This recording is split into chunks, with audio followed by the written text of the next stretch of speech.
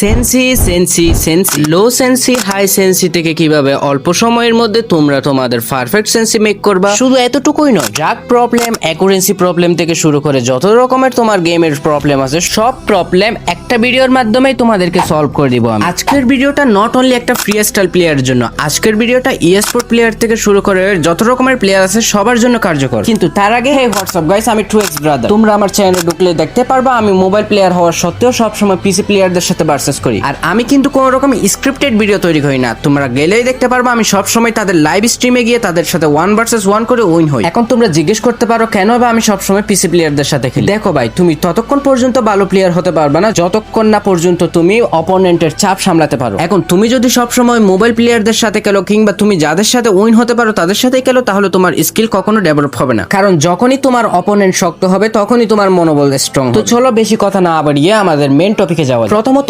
গেমের মধ্যে সবচেয়ে বেশি ইম্পর্টেন্ট করে হচ্ছে আমাদের সেন্সিবিলিটি। তোমার মোবাইলের র্যাম 2 জিবি থেকে শুরু হয়ে যত জিবি হোক না কেন আজকের ভিডিওটা সম্পূর্ণ তুমি শেষ করো। আর হ্যাঁ, আরেকটা কথা বলে, তোমরা প্রথমে সেটিং এর মধ্যে গিয়ে গ্রাফিক্স স্মুথ রাখবা, গ্রাফিক্স স্ট্যান্ডার্ড রাখা যাবে না, আর আলট্রাতে তো মোটেও না। শুরুতেই তোমরা ট্রেনিং রাউন্ডে যাওয়ার পর একটা এসএমজি গান হাতে নিবে। এসএমজি গান হাতে নেওয়ার পর ড্রাগ মেরে দেখবা তোমাদের কি বেশি বডি পড়ে নাকি বেশি হেড পড়ে নাকি সব মাথার উপরে যায়। দেখো, তোমার ডিভাইস যদি হয় 2, 3 অথবা 4 জিবি র্যামের আর তোমাদের ম্যাক্সিমাম গুলি বডিতে কাউন্ট হচ্ছে, তাহলে সর্বপ্রথম তোমাদের যেই কাজটা হচ্ছে গেমের সেন্সিটিভিটিতে যাবা। জেনারেল যাদের র্যাম 2, 3, 4 জিবি আছে তারা সব সময় জেনারেল 180 তে রাখবে। 180 তে রাখলে কি হবে, তোমাদের মুভমেন্টও স্পিড হবে, সাথে তোমাদের অ্যাকুরেসিও বাড়বে।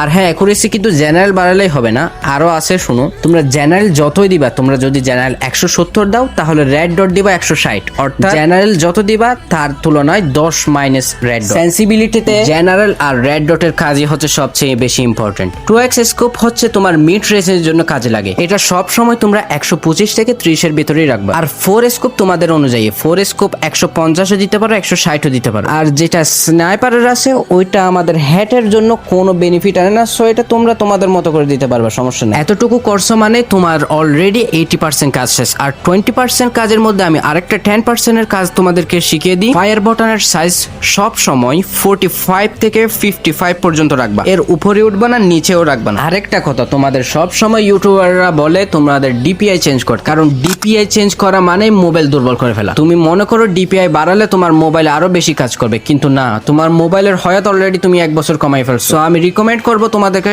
ডিপিআই কোনো রকম চেঞ্জ করবে না। হেডশট মারার জন্য গাইনা আমাদেরকে সেন্সিবিলিটির একটা অপশন দিছে, এইটাই মেইন আর এইটাই সব সময় কার্যকর। এখন আমরা কথা বলবো তাদেরকে নিয়ে যাদের ম্যাক্সিমাম গুলি সব মাথার উপরে যায়, অর্থাৎ বডিতেও পড়ে না আর হেডে তো মোটেও না। এক কথায় 90% গুলি হচ্ছে মাথার উপরে যায়, আর 10% যা আছে তা একটা হেড পড়ে আর 2-1টা বডি পড়ে, এতটুকু। এই সমস্যাটা হয় হাই সেন্সিবিলিটির জন্য। তোমরা অনেকেই মনে করো 200 জেনারেল দিলে মনে হয় অনেক হেড পড়বে, কিন্তু না, 200 জেনারেল দেওয়ার পর তুমি যখন ট্রেনিং রাউন্ডে যাবা কয়েকটা হেড ঠিকই পড়বে, কিন্তু আস্তে আস্তে সব শেষ হয়ে যাবে। তোমাদের যাদের মোবাইল 6 জিবি, 8 জিবি আর 12 জিবি র্যামে, তারা সাধারণত 140 থেকে 160 এর মধ্যে জেনারেল রাখবা। তোমরা প্রথমে 140 রাখবা, 140 রেখে তোমাদের মুভমেন্ট ঠিক আছে কিনা, মোবাইল ভালো মতো ঘুরতেছে কিনা এটা দেখবা। আর 40 দেওয়াতে যদি তোমার মুভমেন্ট স্পিড তোমার কন্ট্রোলে আসে তাহলে আমি বলবো 40 জেনারেল রাখো। আর 130 অর্থাৎ তোমাদেরও সেম রেড ডট, তোমাদের না শুধু 2 জিবি র্যাম থেকে শুরু করে 12 জিবি আর আইফোন প্লেয়ার সবার জন্য একটা কথাই থাকবে, তুমি জেনারেল যত দিবা রেড ডট -10 দিয়ে দিবা। 2x স্কোপ হচ্ছে শর্ট রেঞ্জ কিংবা মিড রেঞ্জের জন্য কার্যকর। তোমরা 110 থেকে 115 এর ভিতরে 2x স্কোপটা রাখবা। আর 4 স্কোপ যেটা আছে এটা দিবা 115 থেকে 120 এর ভিতরে। আর স্নাইপারটা তোমরা তোমাদের মন মতো দিয়ে দিবা। আর তোমাদেরও সেম ফায়ার বটনের সাইজ দিবা তোমরা 45 থেকে 55 পর্যন্ত, এতটুকু কাজ করবা। আর হ্যাঁ, আরেকটা কথা কিন্তু আমি ভিডিওর মাঝখানে বলতেছি,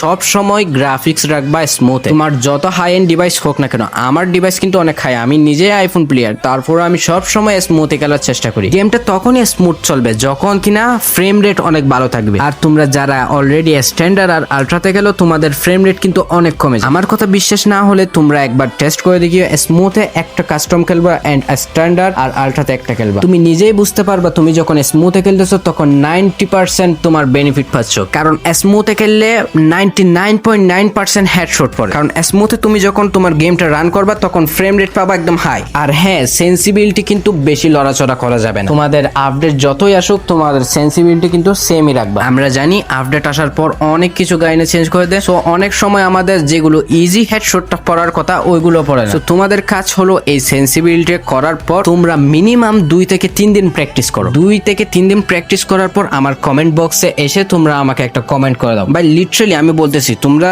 আমাকে 99.99% গুড রিভিউ দিতে বাধ্য, কারণ এই সেন্সিবিলটা আমি একদিনে তৈরি করি। আমি একটা মাস সময় নিয়ে বুঝে সুঝে তারপর তোমাদেরকে এই ভিডিওটা গিফট করলাম। সো ভিডিওটা ভালো লাগলে অবশ্যই সাবস্ক্রাইব আর লাইক কমেন্ট করতে ভুলবা না। আজকের জন্য এইটুকুই, দেখা হচ্ছে নেক্সট ভিডিওতে।